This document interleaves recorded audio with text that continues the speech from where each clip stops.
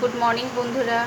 তো ছোট্ট একটা ভিডিও নিয়ে এসেছি, তোমাদেরকে একটা টিপস দিব। এই যে দেখো না, পনির ভালো দোকানের পনির হলে তো অবশ্যই খুব ভালো।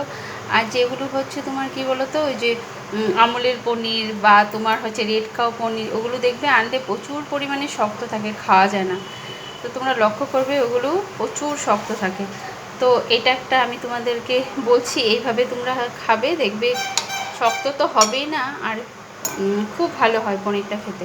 এই যে দেখো, এই যে সেদ্ধ পুরো গরম জলে নুন দিয়ে সেদ্ধ করে নিয়েছি। এই যে দেখো, এই যে আমি সেদ্ধটা যখন বসিয়েছি তোমাদেরকে ভিডিওটা করতে পারি না, যেহেতু রান্নাবান্না করছি তার জন্য। এই যে দেখেছো, আর এইভাবে খাবে, দেখবে তোমাদের পনিরটাও সফট হয়। আমি এটা কী বলতো কেটে তোমার হচ্ছে সেদ্ধ করেছি। তোমরা যদি চাও তাহলে এটা পুরো গোটাটাও সেদ্ধ করতে পারো, করে তারপরে পিস পিস করে কাটতে পারো।